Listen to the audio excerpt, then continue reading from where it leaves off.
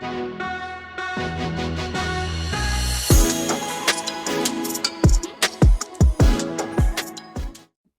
up, guys? How you day? Welcome back. Good morning, good afternoon, good evening, depending on where you guys are watching this video from. So recently, of course, Dangote kick off opening ceremony of his refinery in Lagos. Well, I was so happy about that refinery, although I am still really skeptical about it. A refinery owned by private, of course, government will definitely have a share and something.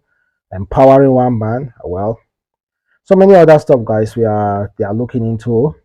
People are having their own negative comments and also positive comments as well.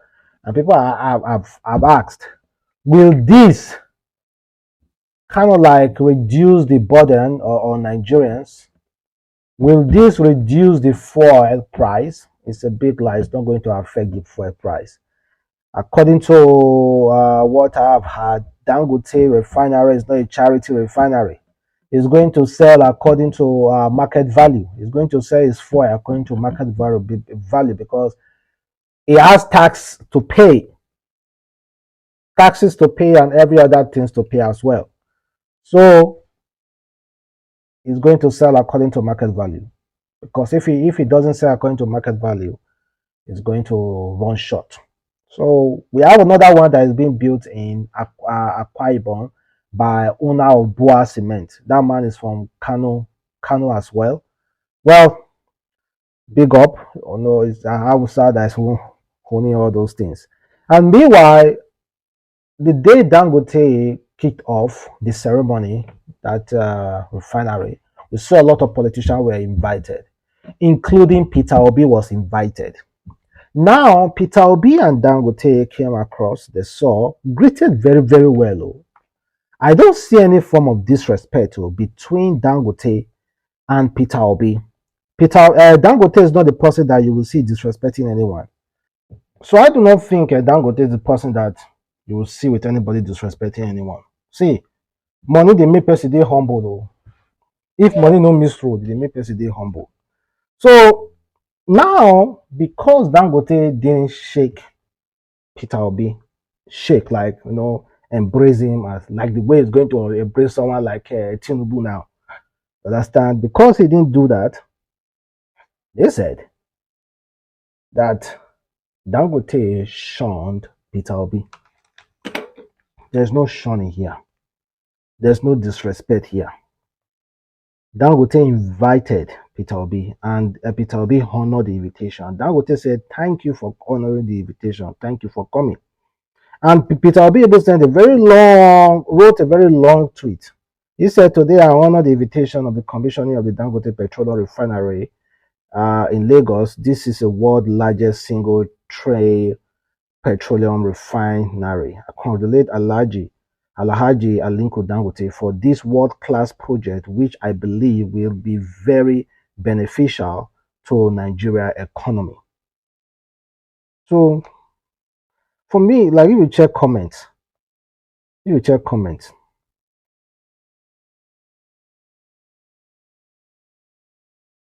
check out what this guy says. Said, "No one invited you. Stop lying. Dangote never mentioned you in his speech, even after introducing you yourself. You seem delighted experiencing a walk in Lagos, but left your own Anambra state with a brewery for your people to get drunk." Well, and so many other comments as well, which I do not want to really dive into and start reading. Well, I came across this video of an airline. Someone sitting at the exit door. Airline, there are people who passengers that usually sit at the exit door. In fact, sometimes they will ask you, can you handle the responsibility of sitting at the exit door? They will ask you if you can handle the responsibility. So this guy sat at the exit door of Asiana airline, and guess what? This guy opened the emergency exit door while still 700 foot in the air before landing. Thank God it was before landing, 700 feet in the air. So he was already at that place to land. So before it landed, 700 feet in the air, this guy opened the exit door. Just imagine. It wasn't before. I swear on God, I swear on God, if I'm in that plane, after surviving that horrible incident, the man was arrested though. Oh boy. I don't care the security, the way I go beat that man up, I don't care about any security. Like, I go rush the man, use blow, pamper and vest before police carry that man go. Ah. Well, let's talk about a pastor who predicted what will happen before Tinubu will be sworn in. Well, you know, unfortunately, we are experiencing it now, and none of what this pastor said is coming to pass. Even the one that is currently still in Kuje, that was arrested, none of what he said is coming to pass. Either you believe or you don't believe, you will see it. It will come to pass. On May 26, the Lord told me specifically that God is going to make a statement. A statement. Listen to me. God is going to make a statement that will favor Labour Party and PDP. That statement will make the inauguration to become ceremonial. So this May 26, you are going to hear statements from court. Those that hate rigging, they will rejoice on May 26. Well, you heard him currently. And let me tell you, Nigeria, I think Nigeria holds the record of having the highest number of scamming pastors. Of pastors who are scammers. Nigeria holds that record. I believe so. Of the highest number of scamming pastors. They say you had something directly from God. Directly from God. You have something directly from God. Let me tell you, even God he never really spoke to his prophet directly. So you hear him directly from God. God spoke to you directly.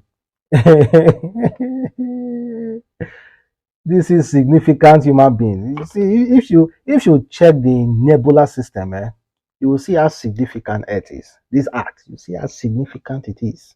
It's just like a grain of sand. They say God took time to talk to you concerning Nigeria elections. Oh God! But see what we are facing now. Has it happened? No. Are we still in the system? In the system? No. Coming May 2029. Coming May 29. Will Tinubu be inaugurated? Yes. As Buhari taking Tinubu around the villa? Yes. As he formally handed over? Yes.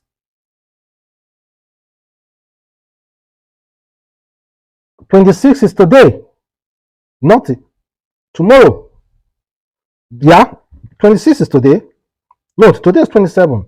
Tomorrow is 28. We have already passed 26. No arrest were made. So has someone altered the timeline? Has someone altered it? What was supposed to happen? Someone altered it, yes or no? And they believe such things. So no, just they believe things. But notwithstanding, I want us to talk about the 800 million US dollars President Buhari borrowed. And a man of God decided to share more light on that particular issue. Listen to this. 2 weeks ago, the president went to the Senate, to the National Assembly, and said, I want to borrow $800 million. Who has calculator there? 800 million times 760. Can somebody do that? 800 million. 800. They put 60 times 760. That is what the Buhari administration told the Senate 2 weeks ago. They want, Senate said, Mr. Yes, Senate. Mr. Yes, sir. Senate said, approved. To do what with that money? In the twilight of your going, they have just approved over 400 billion. They say payment of judgment debts. Who are the judgment creditors? Have you not seen the judgment creditors in the last 8 years? These are parting gifts for the boys. Nobody is deceived. If everybody is, I am not. Then the same president went to the Senate 3 weeks ago. I said, we want to borrow. Yeah, thank you. Do you know how much that is? $800 million is 608 billion naira. 608 billion naira. With that amount, every state of the 36 states in Nigeria can have a first-class hospital fully equipped that will never allow any Nigerian to leave the shores for treatment abroad. Do you hear me? Are you hearing me? The same federal government 3 weeks ago went to the Senate. I said, give us 22.7 trillion naira as ways and means loans, ways and means. 22.7 trillion naira. I thought another government is supposed to come in on the 29th of May. Is today not 26? Abi? Is it not on Monday? So, haven't borrowed money for our generations yet unborn. Haven't sold our yesterday. Haven't mortgaged our today. Why are you against selling our tomorrow? Why are you borrowing?